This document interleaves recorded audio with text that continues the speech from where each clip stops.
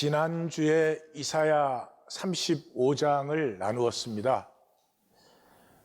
35장을 나눈 제 가슴은 정말 무겁습니다. 선포하는 거야 무슨 어려운 일이겠어요. 그러나 이것을 어떻게 인도해야 되나 참으로 부담이 큽니다. 성도님들도 35장을 선포받으시고 이제 어떻게 살아야 되나. 그분은 하나님을 알고 하나님과 교통하는 분이시고요. 35장 들었어요. 듣고 별 의식 없이 그냥 똑같이 사신 분은 종교 생활을 하신 거죠. 35장을 선포받고 이제 어떻게 살아야 되나. 그 마음에 안타까웠다면 그건 참 다행한 일입니다. 그러나 35장을 선포받고도 그냥 똑같은 마음 똑같이 살았다고 하면은 의식이 없는 거죠. 우린 다 우리가 의식한다고 생각하죠. 그런데 의식하는 것이 아니라 반사하죠. 반사. 상황에 리액트하는 거죠. 제일 쉬운 것이 짜증이에요. 짜증내고 나서 나 짜증내고 싶었다. 짜증내니까 참 행복하다. 그런 사람 아무도 없어요. 근데 짜증을 잘 내요. 그건 왜 그러냐 그러면 리액트, 반사하기 때문에. 내가 내 의식으로 선택하면은 짜증낼 일은 없어요. 화는 낼 수 있어요. 그것도 역사적인 것과 참 윤리적인 이런 문제에 대해서. 화도 지극히 정말 조심스럽게 내야 되는 것이죠. 화를 불쑥불쑥 잘 내는 사람은 의식으로 살지 않고 반사로 살고 있는 것이죠.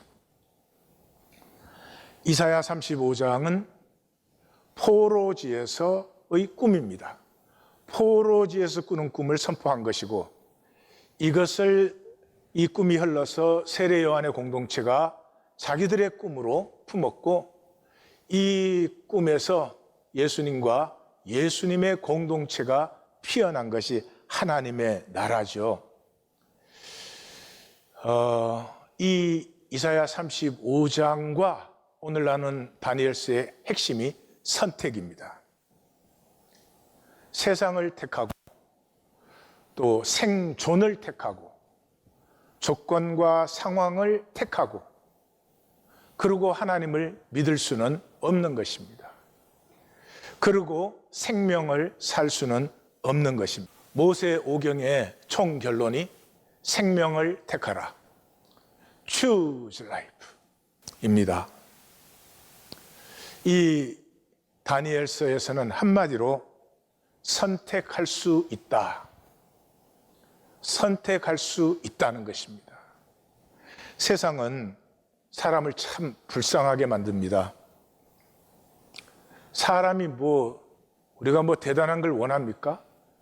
모든 권력을 가져야 되고 금덩어리를 들고 다녀야 되고 그런 거 아니잖아요.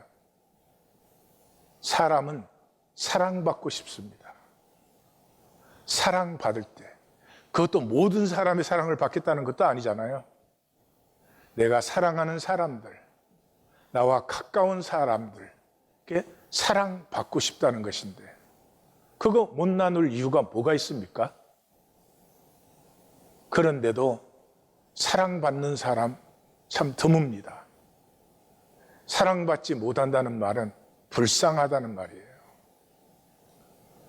돈은 사람을 참 천박하게 만듭니다. 돈 없이 살 수 없는 세상이지만 돈으로 사는 것은 천박해지는 일입니다. 아무리 돈이 모든 것이어도 나로 살아야 됩니다. 내가 살고 싶은 것, 내가 피우고 싶은 꿈이 있어야 되는 것입니다. 이것은 선택입니다. 선택해야 되는 일입니다. 다니엘서는 포로지에서의 생명입니다. 다시 말해서 세상에 태어나는 우리는 세상에 포로되어서 삽니다. 다윗의 고백처럼 재중에 잉태되어서 죄악 중에 출생해서 죄가 날마다 내 앞에 엎드려 있다. 죄라는 것은 진정한 나됨을 살지 못하는 것이 죄입니다. 내가 나를 배신하는 것이죠. 그렇게 살 수밖에 없는 세상, 사실은 포로 수용소인 세상 속에서 어떻게 선택하며 어떻게 살았는지 하는 얘기를 우리에게 들려주죠. 다니엘서에 의하면 사람은 둘 중에 하나입니다. 하나님의 형상으로 살 수도 있고 짐승의 형상으로도 살 수 있습니다. 하나님 형상으로 사는 사람은 기름진 음식을 먹지 않아도 얼굴빛이 밝고 맑습니다.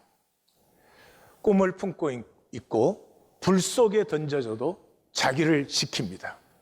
그리고 황제도 불안해하는데 오히려 황제의 불안을 편안하게 위로해 줄 수 있습니다. 그런데 그 힘은 의외로 간단한 곳에 있었다고 다니엘서는 얘기합니다. 하루에 3번 기도했습니다. 주만기도 해보신 분은 이게 쉬운 일은 아닙니다. 그러나 3번 기도한다, 그게 중요한 것이 아니고요. 이 다니엘이 그러한 하나님의 형상으로서의 자기, 하나님의 생명을 가진 자기로 자기를 살 수 있었던 것은 그 제국 속에서도, 포로된 그 상황 속에서도 자신은 언제나 하나님의 다니엘이다. 세상의 나로 확인하는 것이 아니라 내가 얼마나 이루었느냐, 얼마나 사람들이 나를 인정해 주느냐, 무엇을 가졌느냐, 그것으로 나를 규정하는 것이 아니라 하나님의 나로 규정했다는 것이죠. 짐승의 형상은 뭐예요? 이 다니엘서뿐만 아니라 성경 전체가 이 이미지를 사용하는데, 짐승은 크고 힘세고 괴물일수록 이 추앙받고 마음대로 하고 그렇게 하죠. 힘을 가지고 마음대로 할 수 있는 것이 진짜 힘이라고 착각하고 있는 것이죠. 진짜 힘은 사람의 마음을 따뜻하게 해주는 것입니다. 아무리 돈이 많아도, 아무리 성공 출세했어도 마음이 따뜻하지 않은 사람에게서는 하나님의 형상, 인간다움이 피어날 수가 없는 것이죠. 그래서 이 다니엘서의 이야기는 나님의 이야기예요. 나님의. 마지막 장 12장을 가면 2절에 땅의 티끌 가운데 자는 자 중에서, 그러니까 죽은 자, 생애를 마감한 자 중에서 살아있는 동안 내가 누구냐, 얼마나 힘이 있느냐, 얼마나 잘났느냐, 그것이 나 아닙니다. 생애를 마감했을 때 나의 이야기, 생애를 마감했을 때 남는 나의 존재가 진정한 나입니다. 그래서 땅의 티끌 가운데 자는 자 중에서 깨어나 영생을 받는 자가 있고, 수치를 당하여서 영원히 부끄러움을 당할 자도 있을 것이다. 사람에게 가장 힘든 것이 수치입니다. 내가 나인 것이 부끄러울 때 사람은 존재할 수 없습니다.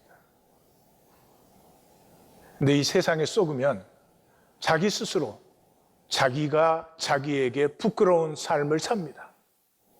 아무것도 아닌 현상의 이익을 챙기려고, 아무것도 아닌 이 조건과 상황의 계산 때문에 자기가 자기를 버리는 삶을 사는 것이죠. 그래서 다니엘서의 핵심은 바로 그 다음 절에 나옵니다. 지혜 있는 자는 궁창의 빛과 같이 빛날 것이요, 많은 사람을 옳은 대로 돌아가게 한 자는 별과 같이 영원히 빛나리라. 예수님은 생명은 사람들의 빛이라 했습니다. 빛. 아마 다 캠프파이어를 해본 경험은 있으시죠? 캄캄하게 어두운 밤에 조그마한 모닥불을 가운데 놓고 함께 둘러앉으면 그 빛 때문에 그 어둠 속에서 낮의 현상의 일들은 사라지고 그 자리에는 사람만 남지요. 사람만 남은 그 따뜻한 함께함, 이야기를 나누기도 하고 노래를 같이 부르기도 하고 그 안에서 왠지 가슴이 따뜻해짐을 느끼죠. 저는 24살에 이민을 와서 여기에서 예수님을 만났습니다. 그리고 이상하게 제일 먼저 읽은 책이 다니엘서였습니다. 이 다니엘서를 읽었을 때 24살에 낯설고 물스런 땅에 돈 한 푼 없이 이 땅에 떨어진 이 청년에게 포로지의 청년인 다니엘의 이야기는 모든 것 이전에 저에게는 고마웠습니다. 돈 한 푼 없는 이민자, 이 사회에서는 nothing, 아무것도 아니죠. 포로로 잡혀간 청년인 다니엘도 그런 심령이 있었을 것입니다. 조건은 달랐지만, 그러나 그 상황 속에서 그 상황이 나를 다 규정하는 것이 아니다 하는 이야기는 무언가 용기가 되고 무언가 가슴이 따뜻해지는 제 이민의 출발을 허락해 주었습니다. 세상은 삶과 존재를 전락시킵니다. 어떻게 해요? 제국의 부품으로. part. 나라는 존재는 파트로 전락되어서는 안 됩니다.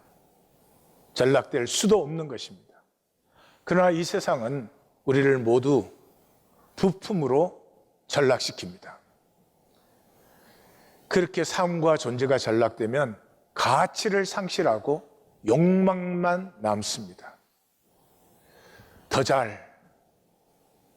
가져야 되고 그런 욕망만 남아버리지 내가 상실됩니다. 하이데거가 말한 것처럼 가축이 되는 것이죠. 왜 가치를 전락시켜요? 가치가 전락되면 컨트롤을 할 수 있습니다. 그래서 다니엘서는 묵시록인데요. 이 묵시는 끝을 보여주는 것이에요. 끝을. 이 세상은 끝을 감춥니다. 그래서 죽음을 감추어요. 죽음은 그렇게 편안하거나 아름답지 않습니다. 그럼에도 이 세상에서 영안실 장의사에 가면 너무나 편안하고 제일 깨끗하고 내 인생이 끝날 때 내 인생 전체의 가치와 내 존재의 가치를 피할 수 없이 직면하게 되는 것입니다. 두려운 일이고 무서운 일입니다.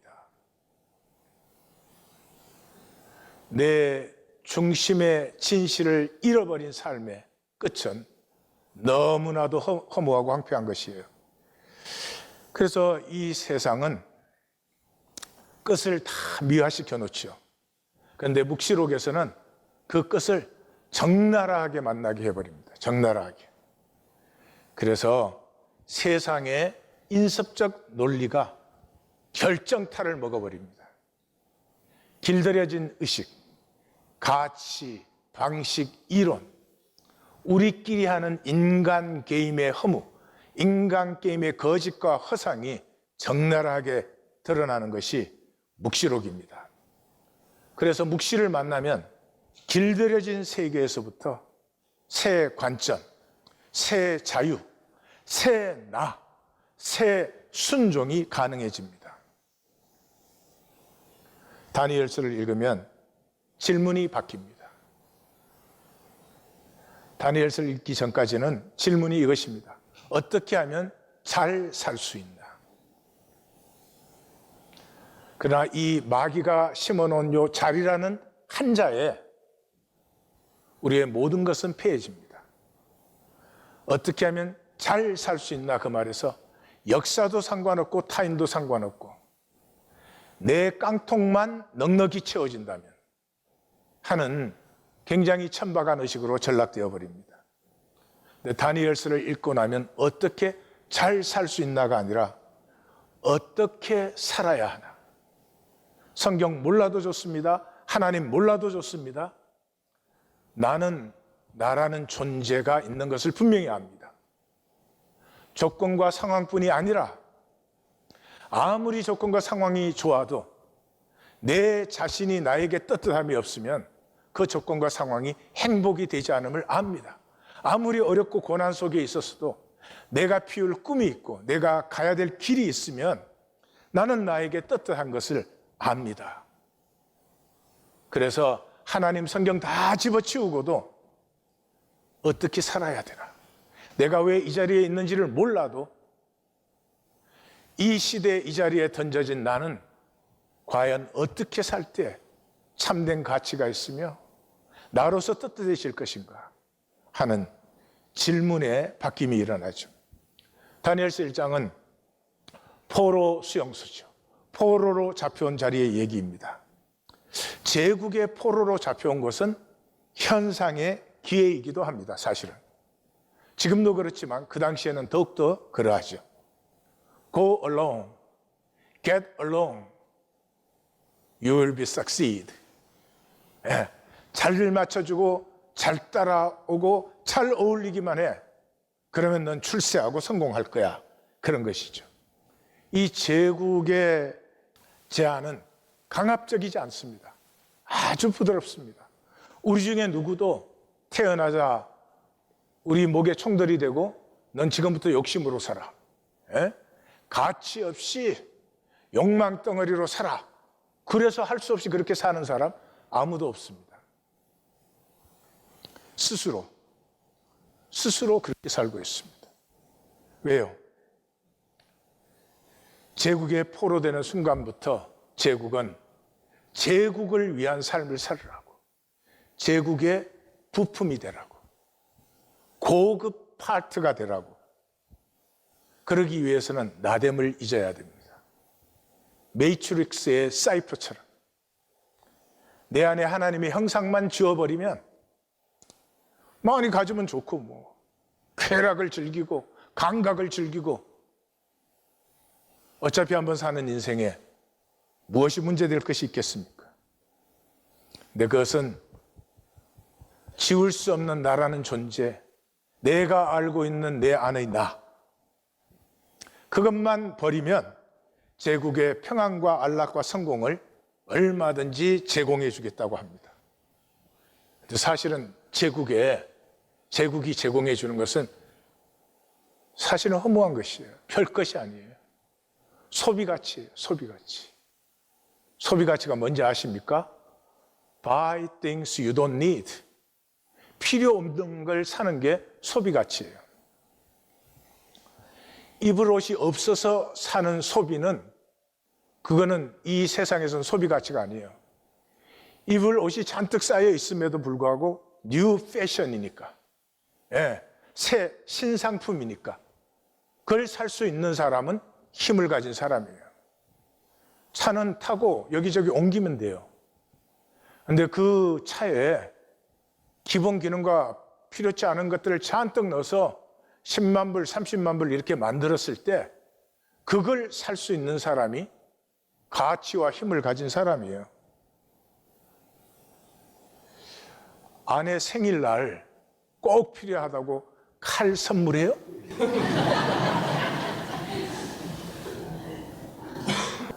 물방울 다이아. Things you don't need. 필요가 아니에요.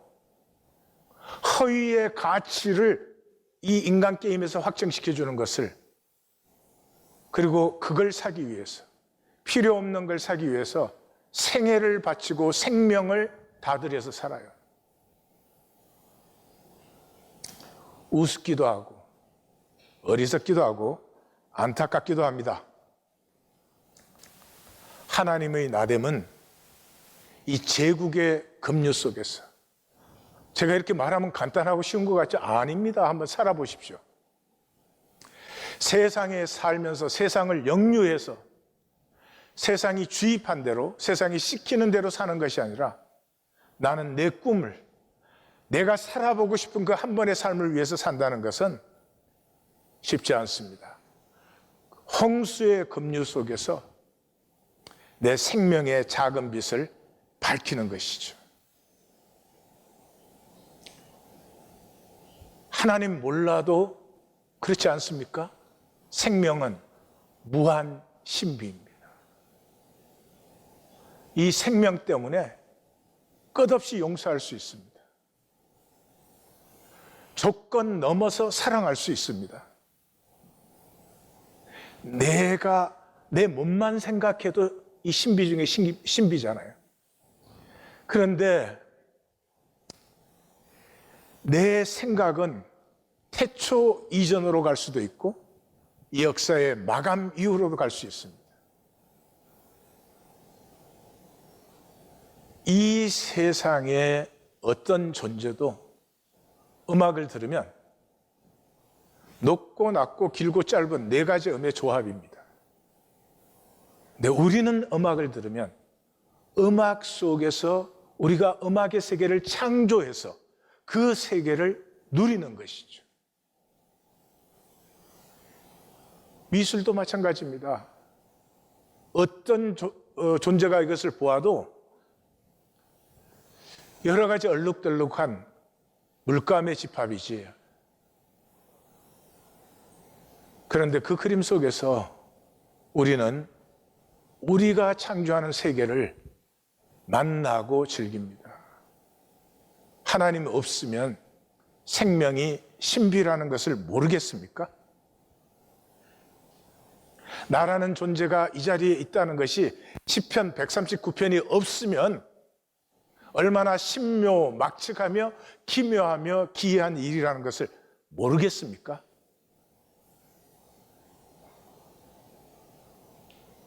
스치는 바람결에서 이 지구를 몇 억만 번 스친 바람의 얘기를 만날 수 있는 것이 인간입니다. 모래알 속에서 지구의 변천에 수많은 얘기를 들을 수 있습니다. 그리고 인간은 무엇보다도 꿈을 꿀 수 있습니다. 꿈을 꿀 수 있습니다. 내 세상은 그렇게 말합니다. 그렇게 못 산다고. 누가 그렇게 살 수 있겠느냐고. 다 이렇게 사는 거라고. 그저 먹는 거, 편안하게 사는 거 챙기면 잘 사는 거라고. 한 번도 나를 펼쳐본 적도 없고 펼쳐볼 수도 없는 세상. 내가 진정으로 하고 싶은 얘기는 한 번도 못 해보는, 내가 진정으로 하고 싶은 것은 정말로 할 수가 없는 이 세상 속에서 이 다니엘의 얘기는 10년 묵은 체정이 쑥 내려가게 하는, 그 제국의 거대한 물결 앞에서도 이 포로 청년 하나가 왜소하지만 끄떡없이 하나님의 깃발을 들고 서 있는 모습, 고맙기도 하고 아름답기도 하고, 이 다니엘의 얘기는 우리 안의 생명을 불러일으키고 표현합니다. 나는 사랑받은 자입니다. 나는 고귀한 자입니다. 하나님이 아무렇게나 만든 것이 아닙니다. 나는 신뢰받았기 때문에 이 땅에 보내심을 받은 자입니다. 내가 있는 자리는 내가 다 이해하지 못한다 할지라도 무언가 나를 향한 부르심이 있는 자리입니다. 이 회복이 일어납니다.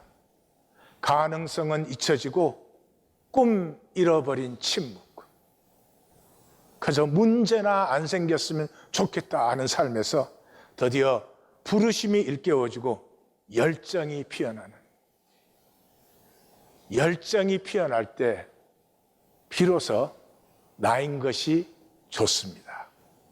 그것을 행복이라고 합니다. 그것이 구원입니다. 교회에 왔다 갔다 하면 하나씩 주는 라이선스 아닙니다. 이 전환은 오직 말씀으로만 가능합니다. 혼돈과 공허와 흑암이 가득한데 말씀이 운행 역사하시면서부터 좋았더라 좋았더라 심히 좋았더라가 펼쳐지는 것이죠. 함께 얘기 속으로 들어가 보십시다. 발단은 포로지입니다. 포로지는 신앙이 확인되는 유일한 자리예요. 포로지에는 하나님이란 변수는 없어요. 바벨론이 모든 것입니다. 바벨론은 잘 먹고 편안하고 잘 살고 그것밖에 없다고 말합니다. 그런데 그 하나님이라는 변수가 숨겨진 자리, 돈이 실제이고 돈이 만능인 자리가 우리가 사로잡힌 자리라는 것을, 우리가 사로잡혀서 어떻게 노래할고 내가 예루살렘을 잊을진데, 내가 예루살렘을 내가 가장 좋아하는 것보다 덜 좋아할진데,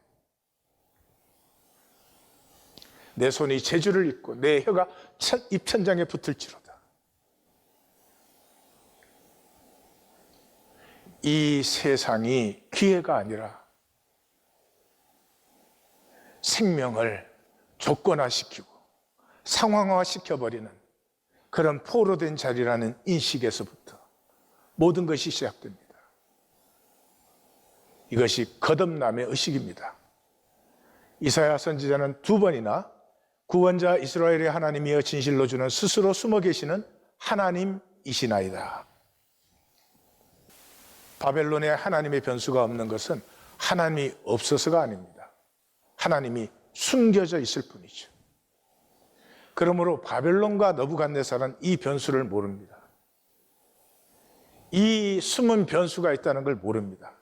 그렇지만 다니엘과 세 친구, 그리고 우리는 압니다. 나타나지 않지만, 보이지 않지만 하나님이 계시다는 것을 압니다. 그러므로 선택이 가능합니다. 나에게는 수용소에서 잘 먹고 편안한 것만이 전부라고 할 수 없는 내 중심에서 끌어오르는 어떤 것이 있는 것입니다. 이야기는 이제 이렇게 전개됩니다. 제국의 미혹으로 시작됩니다. 제국의 미혹은 아까도 말씀드렸지만 강압적이 아닙니다. 오히려 언택으로 보입니다. A subtle royal seduction. 3년간 세상의 대우를 해줍니다. 3년간 최고의 교육을 제시합니다. 그래서 그 자격은 왕족, 귀족 중에서 흠이 없고 용모가 단정하고 지식과 학문에 통달한 자. 이게 세상 교육이죠. 자식을 소위 인류대에 보내려고 그 희생의 목적인 것 같이 착각들을 합니다. 좋은 일이죠. 좋은 곳에서 좋은 교육을 받는 것은 분명히 좋은 일입니다. 그러나 인류대를 갔다고 무조건 좋은 것은 아닙니다. 좋은 학교를 가면 정말 좋은 선생님들을 만납니다. 그 선생님들을 만나서 교육의 본질을 깨달을 수 있습니다. 공부 열심히 해서 좋은 자리 잡고 돈 많이 버는 것이 교육이 아니라 진정한 나를, 온 우주를 주어도 바꿀 수 없는 나를 알고 만나고 내 안에 있는 것을 피워내는, 예수님이 말한 것처럼 생수의 강이 배에서부터 솟아나는, 그리고 그렇게 만드는 이유를 4절은 이렇게 설명합니다. 왕궁에 설만한 로열 서비스. 그 사람을 위한 것이 아니에요. 로열 서비스. 제국을 유지하기 위한 조건이에요. 그렇게 훌륭한 교육시키고 훌륭한 대접해 주는 것은 나를 알고 나를 사랑해서가 아닙니다. 내 존재와 인격은 하나도 중요하지 않아요. 이 제국이 요구하는 조건에 얼마나 잘 맞춰졌는가, 그것이 전부입니다. 이건 참으로 불쌍하고 비참한 일이에요. 한번 생각해 보세요. 결혼을 하는데 서로의 사람 되면 보지 않아. 서로의 요구 조건만을 요구해요. 지금 요즘 결혼이 특별히 한국 결혼은 그렇다고 해요. 그 결혼 상담소에 가면 등급이 있다고요. 1등급, 2등급, 3등급, 그 다음에 우리 등급.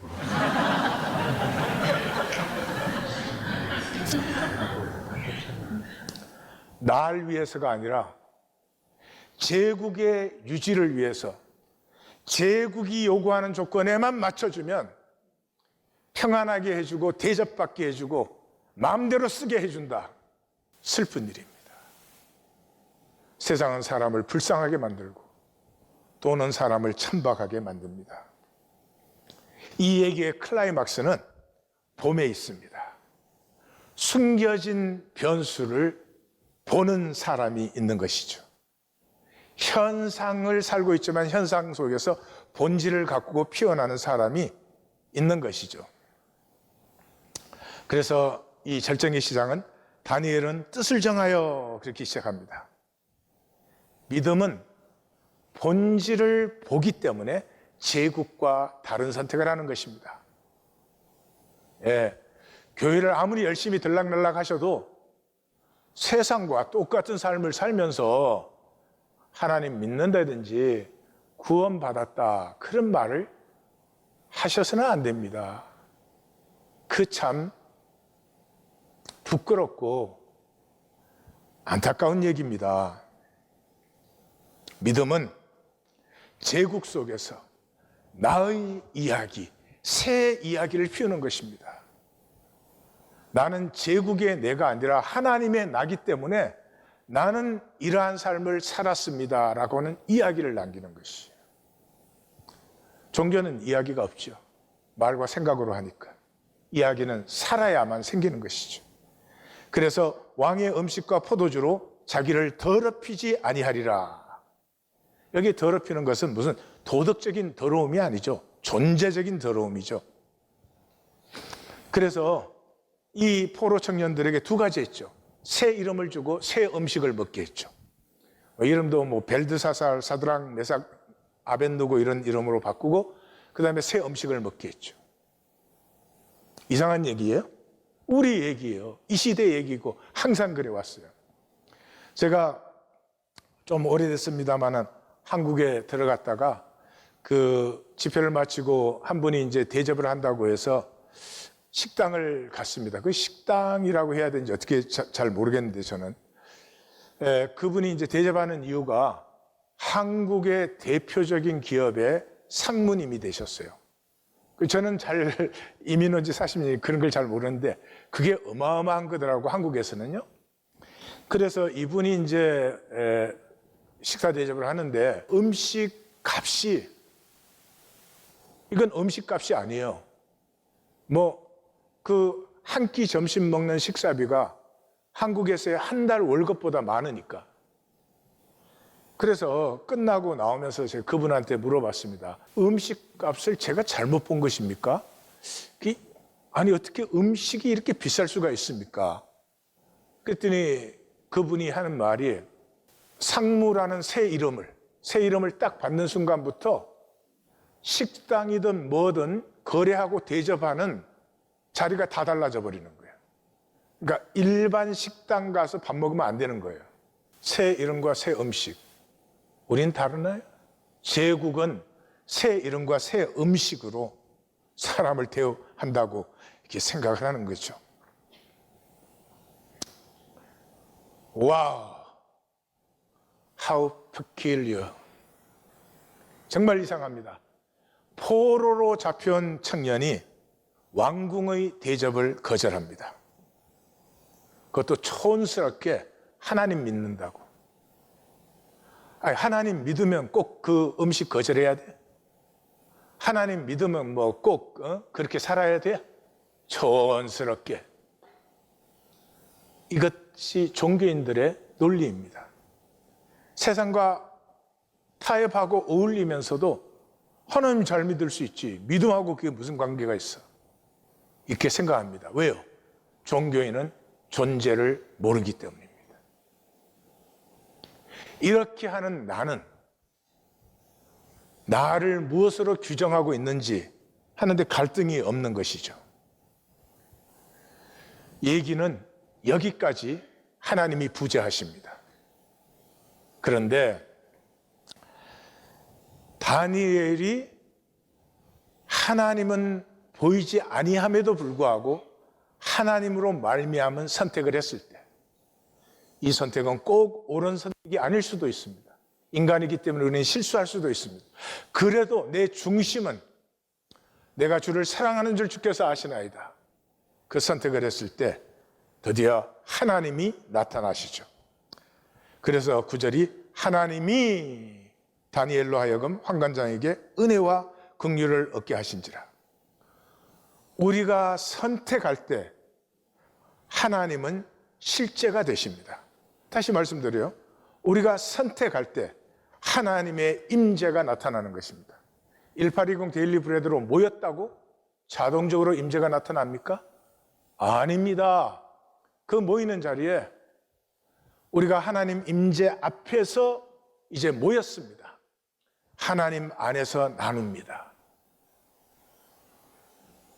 하나님 앞에서 거짓되기 힘들죠. 거짓되어도 힘들고 아프죠. 거기에서부터 하나님의 역사가 나타나는 것입니다. 아무런 의식 없이 교회 와서 모였으니까 그러고는 마구 나눠댑니다. 죄송하지만 자기 죄를 먹고 마시는 것입니다. 그래서 10일간의 컨테스트를 했습니다. 한쪽은 왕궁의 음식이라는 게 뭐겠어요? 기름지고 옛날에는 특별히 당분 많고 탄수화물 많이 먹고 풍성한 술과 마약. 옛날에는 마약이라고 생각 안 했죠. 그래서 비싼 기호식품이라고 생각했죠. 그런 것으로 먹고 한쪽은 자기 천명을 하고 자기 존중이 있는 사람들, 나됨의 당당함이 있는 사람들이에요. 누구 얼굴이 빛날까요? 누구의 기상이 푸르르고 맑을까요? 두말할 것도 없죠. 그래서 15절은 열흘 후에 그들의 얼굴이 더욱 아름답고 살이 더욱 연택하여 왕의 음식을 먹는 다른 소년들보다 더 좋아 보인지라. 당연한 이야기입니다. 제국의 고급 부품보다 훨씬 더 복되고 아름다운 삶이 자기를 알고 자기를 피울 줄 아는 삶이에요. 와, 믿음의 샐러드가 제국의 스테이크보다 좋은 줄 누가 알았겠어요? 성도님들, 세상의 조건과 상황이 아무리 좋아도 하나님의 형상과 하나님의 섭리 앞에는 배설물이죠. 내 안에 하나님의 형상이 있으면 하나님의 선하심과 의로우심과 신실함이 살지 못해도 내 안에 있는 것이죠. 있으면 귀한 것이죠. 그리고 하나님의 섭리가 있는 것이죠. 시편 139편이 꼭 아니어도 기묘하고 기이한 섭리가 있어서 내가 여기 있는 것이죠. 성경은 이 세상에서 인간을 규명하되 세상이 한 번도 말해보지도 알지 않음으로 규명하는 책이 성경입니다. 성경의 인간은 예수님께서 가장 정확하게 또 길게 그리고 아주 선명하게 제시하셨습니다. 산상수훈의 시작인 마태복음 5장이 성경적 인간론이에요. 인간은 빛이 되는 것이 당연한 것이고 소금이 되는 것이 당연한 것이에요. 우리는 빛과 소금이 될 때 기쁘고 행복하지, 그렇게 살지 못해도 빛과 소금을 포기했을 때 행복한 인간은 없습니다. 우리는 오른뺨을 맞으면 왼뺨을 돌려댈 수 있는 유일한 존재입니다. 살지 않아도 그 인간의 존엄함과 가능성은 우리 안에 여전히 있는 것입니다. 그래서 5장의 총 결론이 뭐예요? 하늘에 계신 너희 아버지의 온전하신 같이 너희도 온전하라. 살지를 못해도 인간만이 하나님을 현현시킬 수 있는, 하나님을 살 수 있는, 하나님의 아름다움을 나눌 수 있는 이 세상의 유일한 존재인 것을 분명히 아십시오. 하나님의 자녀라는 말을 함부로 쓰지 마십시오.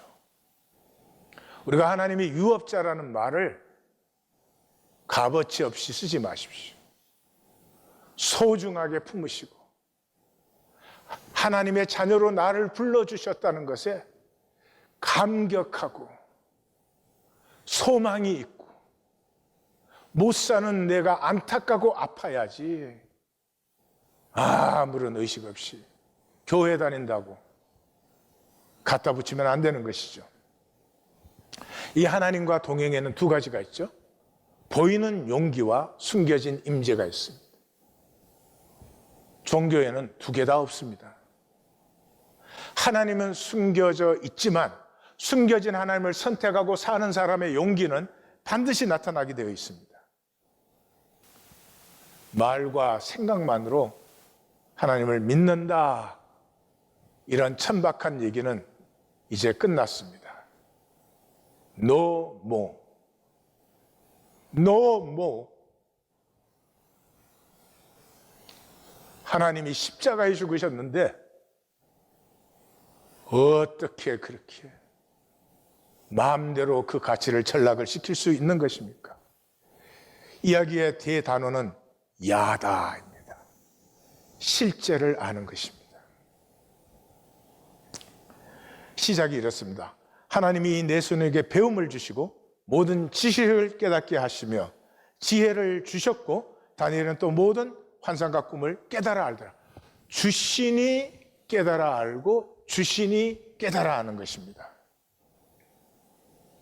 왕이 직접 테스트를 합니다. 제국의 황제가 직접 테스트를 하는 것이에요. 그래도 실제가 당연히 우수합니다. 인간이 만든 어떤 것보다 실제가 당연히 우수합니다. 우리 성경은 하나님을 창조주로 선포합니다. 그 말은 모든 좋은 것은 하나님으로부터 주어진 것입니다. 은사, 선물입니다. 그러므로 신앙생활에 가장 중요한 것은 내가 무엇을 어떻게 했느냐보다 받을 줄 알아야 됩니다. 받을 줄 알아야 됩니다. 종교는 자기 만들기에 미쳐 있습니다. 그래도 교회라고 나온 것은 하나님 앞에 나온 것이잖아요. 하나님 앞에 나오면 겸비해질 수밖에 없고 겸손해질 수밖에 없고 너무나 불쌍하고 가난한 나, 하나님 은혜를 주시옵소서. 은혜가 없으면 내가 무엇이겠습니까? 거짓되고 불쌍한 것 외에 뭐가 있습니까? 하나님 앞에 나와서까지 만들기에 광분이에요. 그 오스트레일리아 원주민을 아버진이라고 부르죠. 아버진이가 이제 20세기 말에 이 인류에서 가장 마지막으로 남은 원시적 삶을 가지고 있는 사람들이었어요.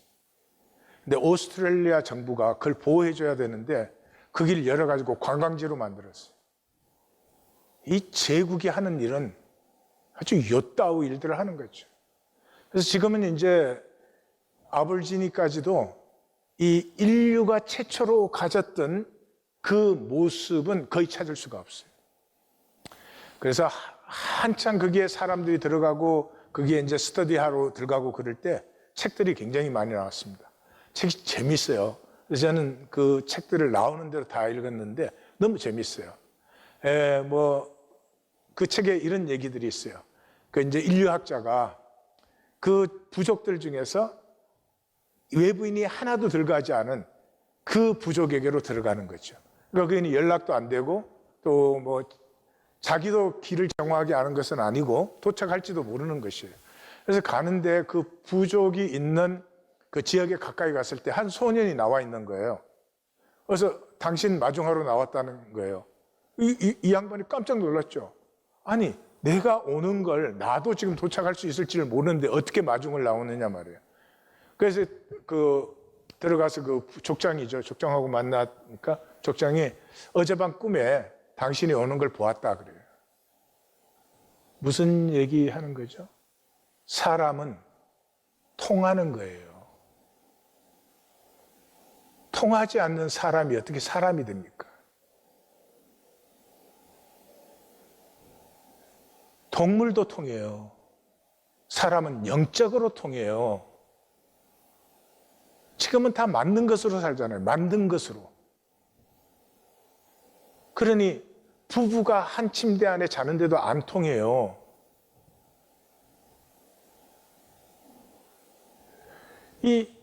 하나님께서 주신 것을 받을 줄을 모르고 내가 만드는 것에 광분해가지고, 그렇잖아요. 외모도 만들어서 이쁜 거, 그건 모양새는 이쁜데 이쁘다는 느낌은 없죠. 모든 아기는 이쁘잖아요. 그 자체로 만들어졌으니까. 이 시대는 우울증이 팬데믹이잖아요. 우울증 병도 팬데믹이지만 우울하지 않은 사람이 아무도 없어요. 왜 그래요? 내가 나를 만들어야 되니까 내가 나에게 채찍질을 하는 시대예요. 옛날은 사회가, 네가 양반집에 태어났으면 과격 겁제해야 돼, 사회가 채찍질을 했어요. 근데 지금은 평등하다, 자유하다 이렇게 해서 누구든지 성공할 수 있어, 누구든지 뭐 잘 될 수 있어요. 자기가 자기한테 채찍질을 하는 거예요. 가축이 스스로 채찍질하는 가축이에요. 그래서 이 대단원의 끝을 잘 보십시오. 왕이 그들과 말하여 보매 무리 중에 다니엘과 하나냐와 미사엘과 아사랴와 같은 자가 없으므로 그들을 왕 앞에 서게 하고, 왕이 그들에게 모든 일을 묻는 중에 그 지혜와 총명이 온 나라의 박수와 술객보다 10배나 나은 줄을 아니라. 인간이 만든 것이 하나님에게 받은 것에 상대가 되겠습니까? 여러분, 자녀를 기를 때 만들기도 안 할 수는 없겠지만, 그보다 훨씬 중요한 것은 너는 하나님의 생명을 가지고 있고 하나님께서 너를 창조하셨고, 우리가 부모지만 우리가 만든 것이 아니고 하나님이 창조하셨고, 우리는 너를 선물로 받아 기쁘게 누릴 뿐이야. 좀 하나님에게서 무엇을 받았는지를 먼저 알게 해주셔야지, 성공하기 전에는, 뭐가 되기 전에는 나는 아무것도 아니야, 더 비싼 거 사기 전까지 나는 아무것도 아니야, 그 의식에서 어떤 삶이 피어나겠는지 한번 상상을 해보십시오. 너부갓네살은 아무것도 모릅니다. 수만 명을 한꺼번에 죽일 수도 있고 살릴 수도 있는 이 권력자가 아무것도 모릅니다. 제국의 교육이 우수해서 이렇게 놀라운 인재들이 생긴 줄 알아요. 진정으로 다스리는 분은 하나님이에요. 성도님들, 제 가슴이 찢어져도 이 말씀을 성도님들의 가슴에 심을 수 있다면 저는 심고 싶습니다. 하나님이 보이지 아니하여도 진정으로 다스린 분은 하나님이십니다. 우리 보고 그러므로 잘 살아라, 실수하지 말아라, 죄 짓지 말아라, 이런 것이 아닙니다. 아니, 어쩌면 오히려 반대일지도 모릅니다. 하나님이 진정으로 다스리시면 내가 얼마든지 죄 지을 수 있지, 얼마든지 넘어질 수 있지, 얼마든지 실수하면서도 하나님으로 자라갈 수 있지 않은 하나님에 대한 깊은 신뢰와 사랑, 그러므로 내가 내 자신을 배반할 수 없는 삶이 되는 것이죠. 그래서 다니엘과 세 친구는 제국에 속하지 않은 자유한 하나님의 자녀로, 이것은 차원이 달라진 것입니다. 차원이 달라진 것입니다. 사람 중에서 내가 얼마나 잘났느냐가 아닌 것입니다.